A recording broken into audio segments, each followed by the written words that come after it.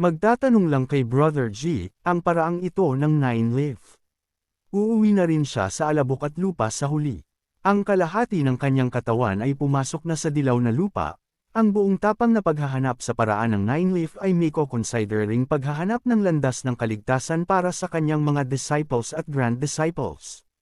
Ang paraan ng pagputol sa Golden Lotus. Ang paraang ito ay talagang feasible. Ang paraan ng pagputol sa Golden Lotus ay umiikot na sa cultivation world ng napakatagal. Masyadong mataas ang death count, kaya marami ang hindi naglalakas loob na subukan. Ngunit habang lumalabas ang mas maraming paraan, ang survival count ay patuloy ding tumataas. Kung walang Golden Lotus, kahit ang pagbubukas ng leaves ay isang problema. Kung pwedeng i-recondense ang Golden Lotus, walang nakakaalam. Ang mga salitang ito mula kay Lujo ay katumbas ng pagtatakda ng halimbawa at benchmark para sa cultivation world.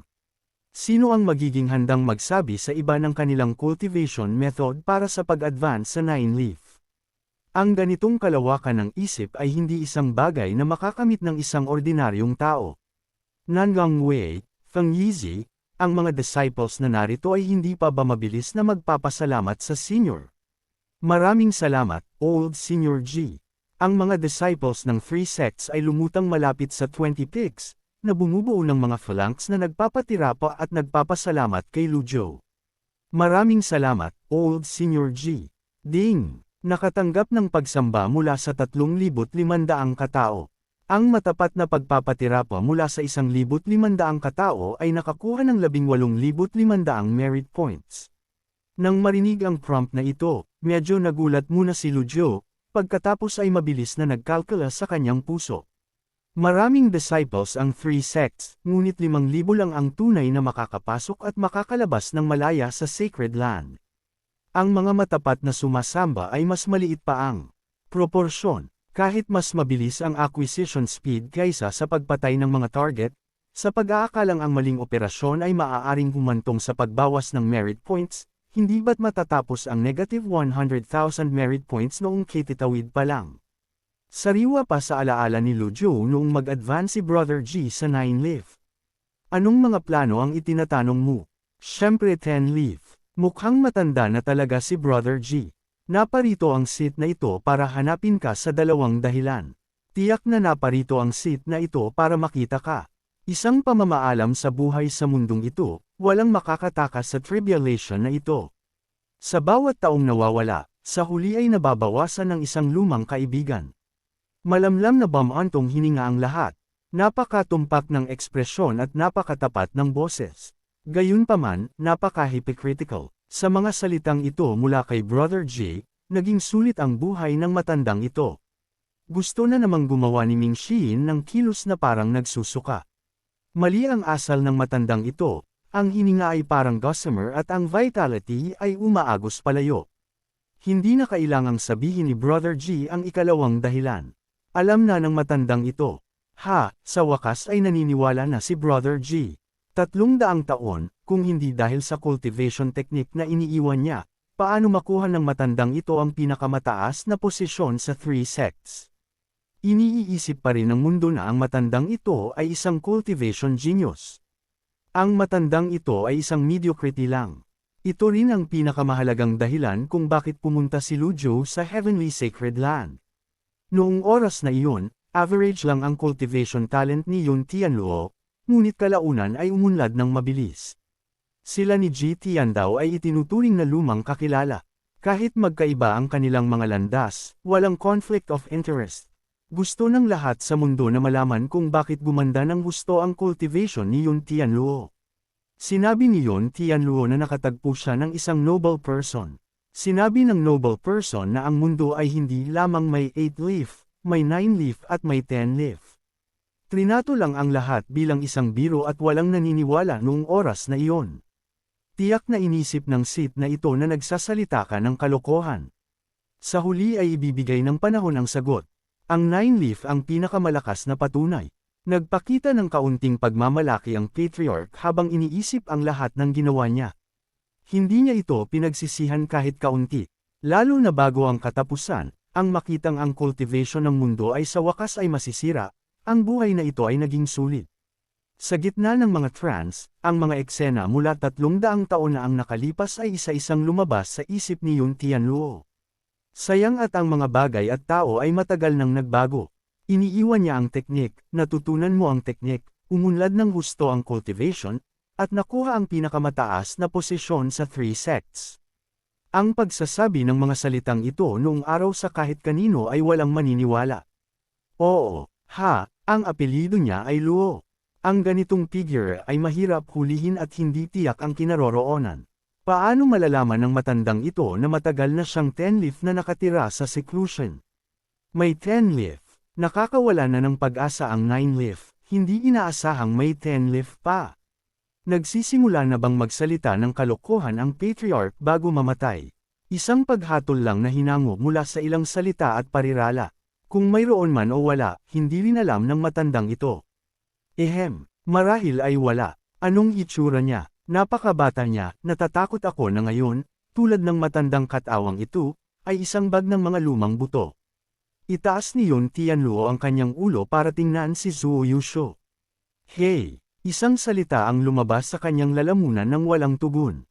Kahit matanda na, ang isang taong makapagpapaangat kay Senior Yun ay dapat na luwarati at extraordinary. Ito ang katotohanan. Palaging mataas ang tingin ni Zhuo Yusho sa sarili. Mula noong sandaling humakbang siya sa Confucian sect, tinawag siyang cultivation genius na bihira lamang makita sa loob ng mga siglo ng mga disciples ng Confucian. Sayang at sa huli ay natalo siya sa kanyang anak na babae. Kung maaari siyang tawaging supreme ng Confucian sect, maaari rin siyang sumilip sa mundo ng 9-leaf. Marahil ay 9-leaf na siya ngayon. Kahit alin ang piliin, fantasyuhin ng isa kung paano ang isa pa. Marahil ay matagal nang namatay, ngunit ang pag-iisip ay walang silbi. Ang buhay ay palaging humaharap sa lahat ng uri ng mga pagpipilian. Ang pagsisisi ay hindi makakapagpabago sa katapusan, sa huli ay pag-iisip lang tungkol dito. Isang taong makakapagpabago sa tadhana ni Yun Tianluo laban sa langit, ngunit sino nga ba ito? Matanda na si Yun Tianluo at hindi na rin gumagana ng maayos ang kanyang utak.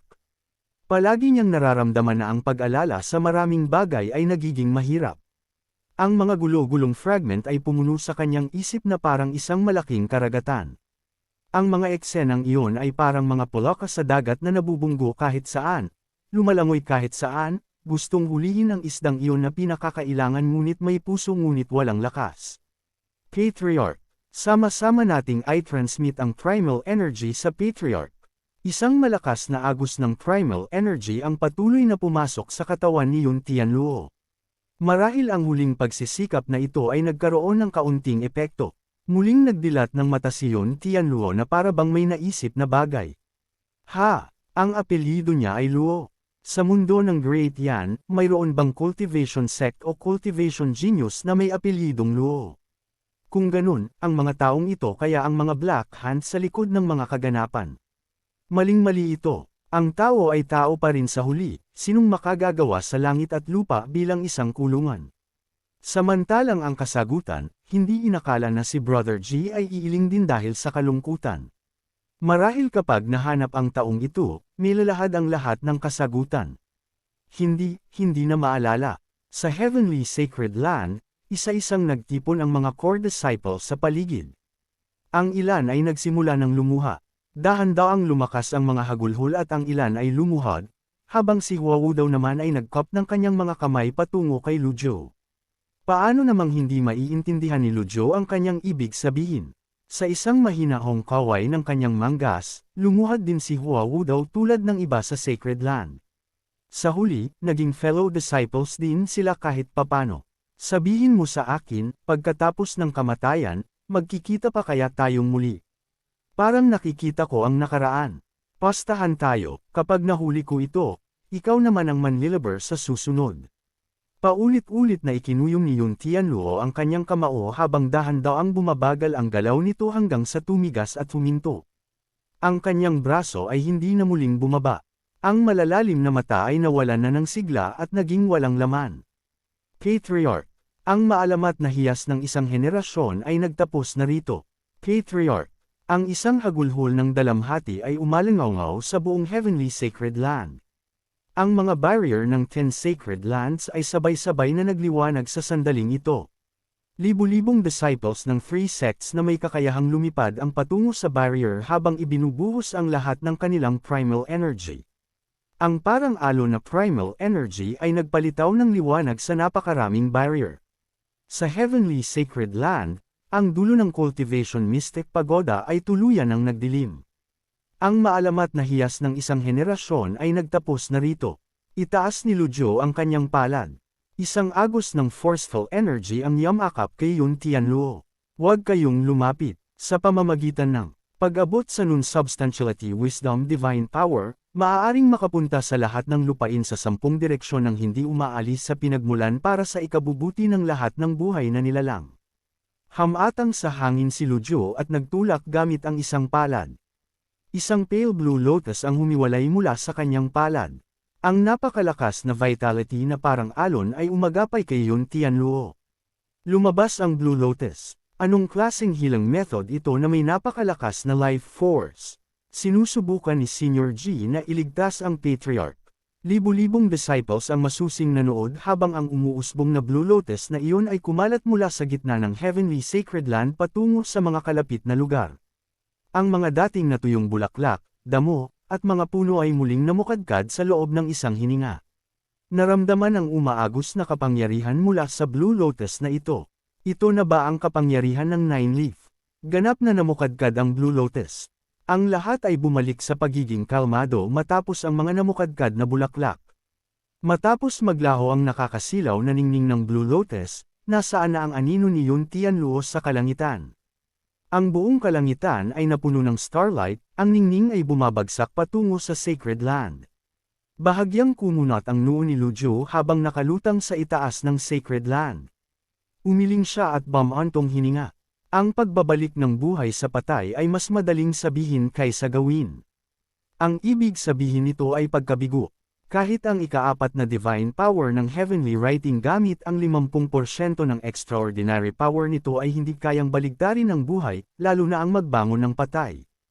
Tadhana ang nagpapasya nito. Noong una ay ayaw talagang iligtas ni Luzhou si Yun Tianluo.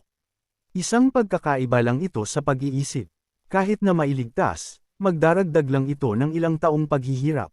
Sayang at hindi mababago ang tadhana ni Yun Tianluo laban sa langit.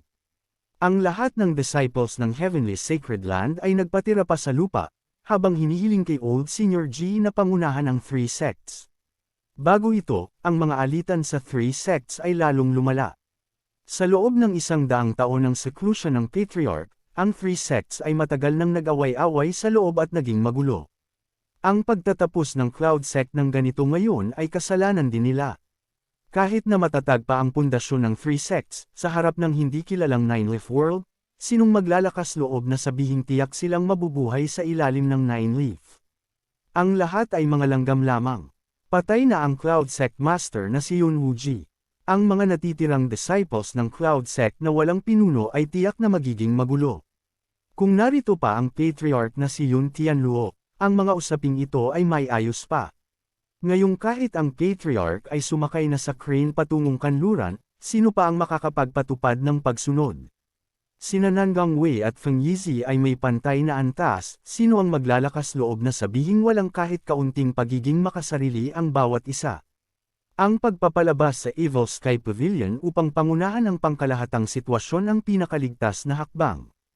Kung may suporta ng isang Nine Leaf, bakit pa mag-aalala na hindi lalago ang 3 sects? Bukod dito, napakaraming banta at panganib sa landas ng Nine Leaf na walang nakakaalam. Sa gabay ng Nine Leaf, ang landas na ito ay magiging mas makinis din. Ang buhay at kamatayan ay nakatadhana, ang kayamanan at karangalan ay nasa langit. Ang Evil Sky Pavilion ay hindi isang charity hall.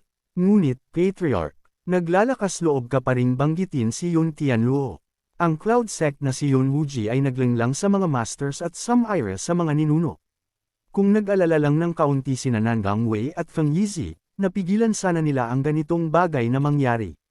Tulad ng 10 Great Sects na kabkupan ang Golden Court Mountain, kung lumitaw man si Yu Zhenghai o si Yu Shangrong, sino sa 10 Great Sects ang maglalakas loob na mang-provoke sa Evil Sky Pavilion? Ngayong humantong na sa ganito ang usapin, walang silbi ang mag-isip ng marami. Tumalikod si Lujo at naglakad patungo sa cloud-piercing flying chariot.